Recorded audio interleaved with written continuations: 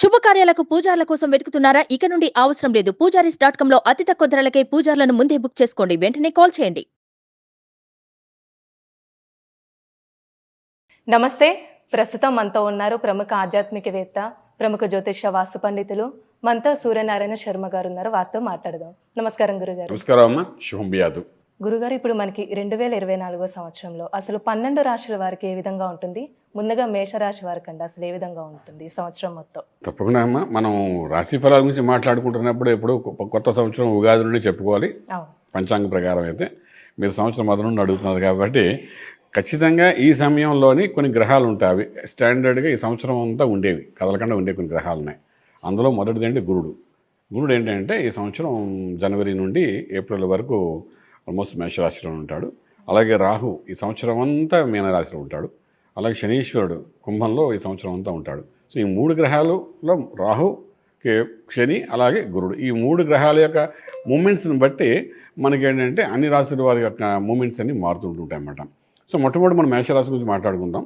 ఈ మేషరాశి వారికి ఏంటంటే గురు బలం అయితే స్టార్టింగ్లో ఉంది. జనవరి నుండి మనకి ఏప్రిల్ వరకు గురు అనుగ్రహం ఉంటుంది. ఈ గురు అనుగ్రహం అంటే ఏం జరుగుతుంది అంటే, గురు అంటే శుభకార్యాలు జరుగుతాయి. గురు అనుగ్రహం అంటే లాంగ్ లాస్టింగ్ యాక్టివిటీస్ అన్నీ సెటిల్మెంట్స్ అవుతాయి. అలా గురుగ్రహం ఉన్నప్పుడు అంటే, గురువు యొక్క అనుగ్రహం ఉన్నప్పుడు ఏంటంటే మనకు సెటిల్మెంట్స్ బాగా చేస్తాయి. అంటే second inning of the life అంటాం మనం. ఇప్పుడు మేషరాశిలో మనకు అశ్విని, భరణి, కృతిక మొదటి నక్షత్రం ఉన్నాయి. వాళ్ళకి ఏంటంటే ఇప్పుడు ఫర్ ఎగ్జాంపుల్ వాళ్ళకు 70 years వాళ్ళు అనుకోండి, ఏదో జరగని శుభకార్యాలు జరుగుతాయి ఆ ఏజ్ తగ్గట్టుగా.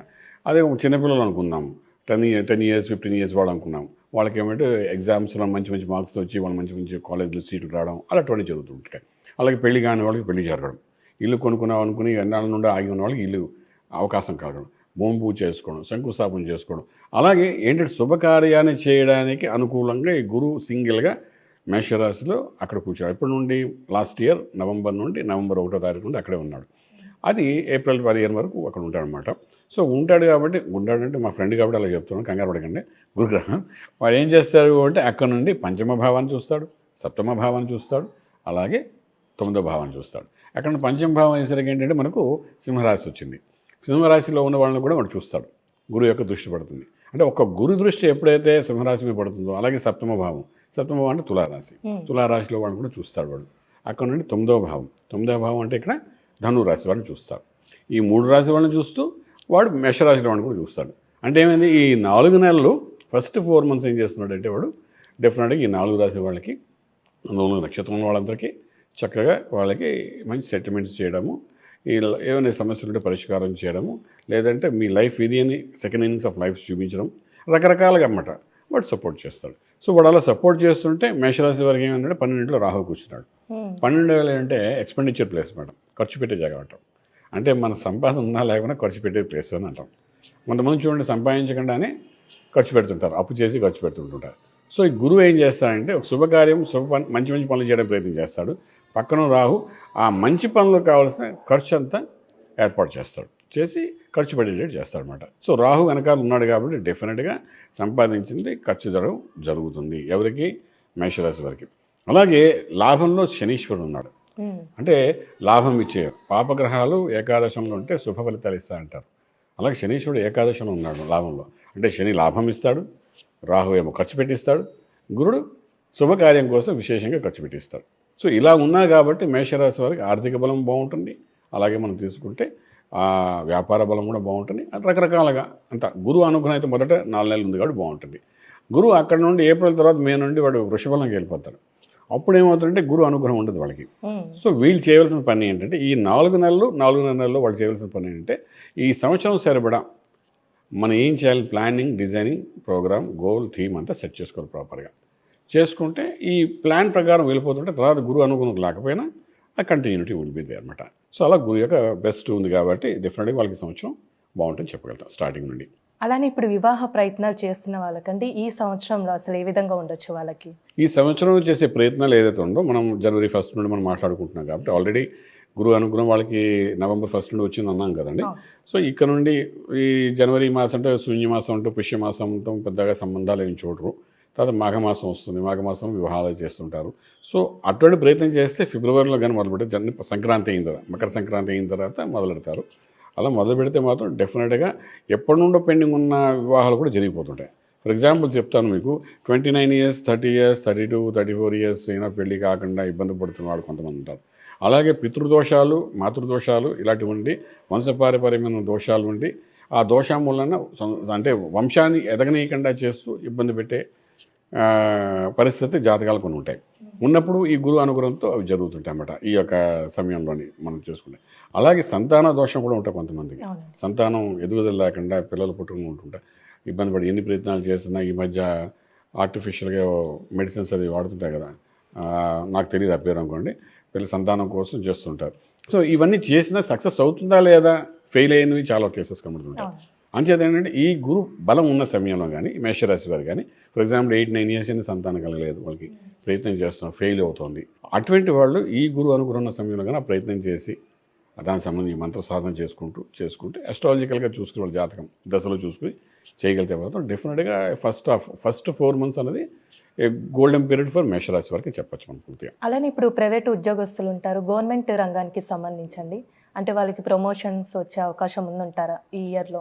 ప్రైవేట్ ఉద్యోగం ఐటీ రంగం అనుకోండి, సాఫ్ట్వేర్ కంపెనీ అనుకోండి, బ్యాంకింగ్ సెక్టర్ అనుకోండి, అలాగే మనం తీసుకుంటే state bank, central bank, central government, state government, ఇవాళ రకరకాలు కార్పొరేట్ సెక్టర్ ఉంటాయి, హార్డ్వేర్, సాఫ్ట్వేర్ రకరకాలు ఉన్నాయి.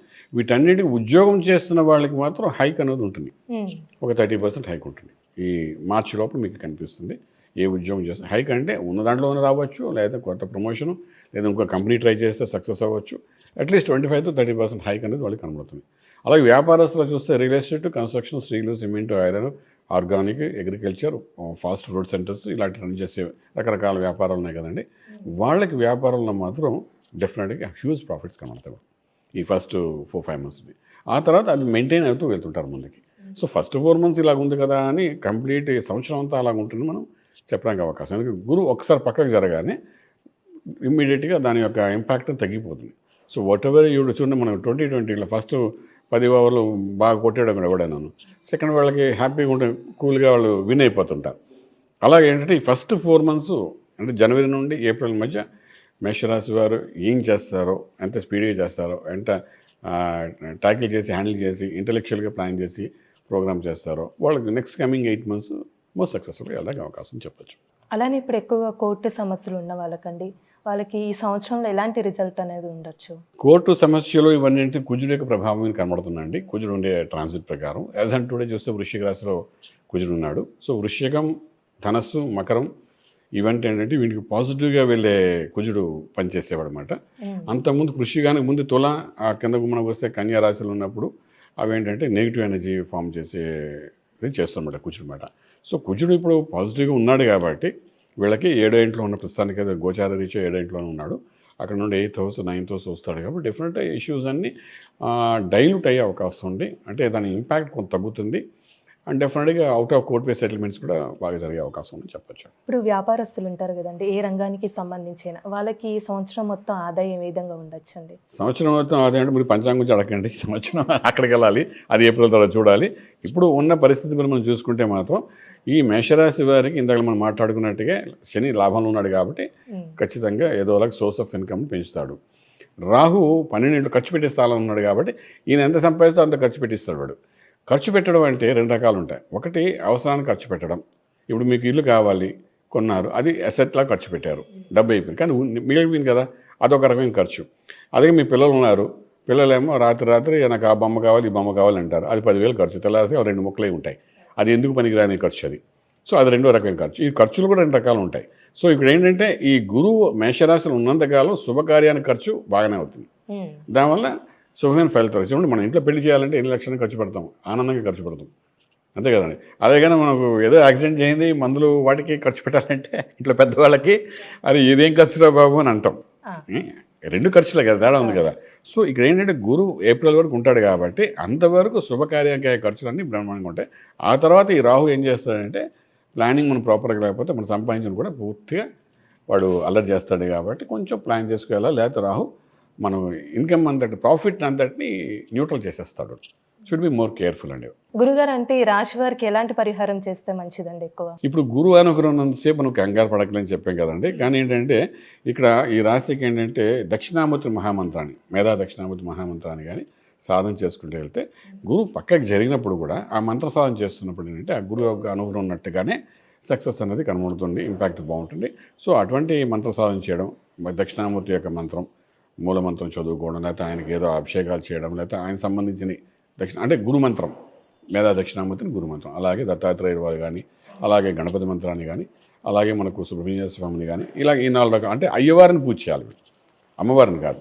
అయ్యవారి సాధనగా చేసుకుంటూ వెళ్తే, అయ్యవారు అమ్మవారు ఇద్దరు ఉన్నారు కదా మనకు, సో అందులో అయ్యవారి యొక్క సాధన చేసుకుంటూ కానీ వెళ్ళగలిగితే కొంత ఇంపాక్ట్ అంటే ఖర్చు పెడుతున్నా మనకు దాని యొక్క ప్రభావం మన మీద పడకుండా పాజిటివ్గా మనకు రిజల్ట్ వచ్చేటట్టుగా ఉంటుంది. స్ట్రెస్ లెవెల్స్ మాత్రం తక్కువగానే ఉంటుంది, ఎందుకంటే వీళ్ళకి ఆల్రెడీ ఒక స్ట్రెస్ లెవెల్స్ దాటి వచ్చారు. నిన్న కాక మొన్నటి వరకు మేషరాశి వారికి రాహు సంవత్సరాలు వాళ్ళ నెత్తిమీ కూర్చున్నాడు. ఆ కూర్చోవడం వల్ల లాస్ట్ 1.5 years వాళ్ళు చాలా అశ్విని భరణి కృతికా నక్షత్రం వాళ్ళు చాలా ఇబ్బంది పడ్డారు last 1.5 years. So stress levels తగ్గుతుంది. దక్షిణామూర్తి మహామంత్రంలో అంటే 3 గ్రహాలను కంట్రోల్ చేస్తున్న మంత్రం, అందులో శని రాహు కుజుడు ముగ్గురిని కంట్రోల్ చేస్తున్న మంత్రం. ఆ మంత్రంలో విశిష్టత ఉన్నమాట. సో అది ఎప్పుడైతే చదువుతుంటామంటే మనకు ఎనర్జీ లెవెల్స్ మారుతాయి, థాట్స్ ప్లాన్స్ అని మారుతాయి, సక్సెస్ రేట్ పెరిగే అవకాశం ఉంటుంది. చాలా చక్కగా తెలియజేశారు గురుగారు, ధన్యవాదాలండి. శుభం వ్యాధి. చూశారు కదండి, ఈ 2024 సంవత్సరంలో మేషరాశి వారికి అసలు ఏ విధంగా ఉంటుంది, అలానే ఎలాంటి పరిహారం చేసుకుంటే మంచిది గురుగారు మాటలు మనకి తెలియజేశారు కదా.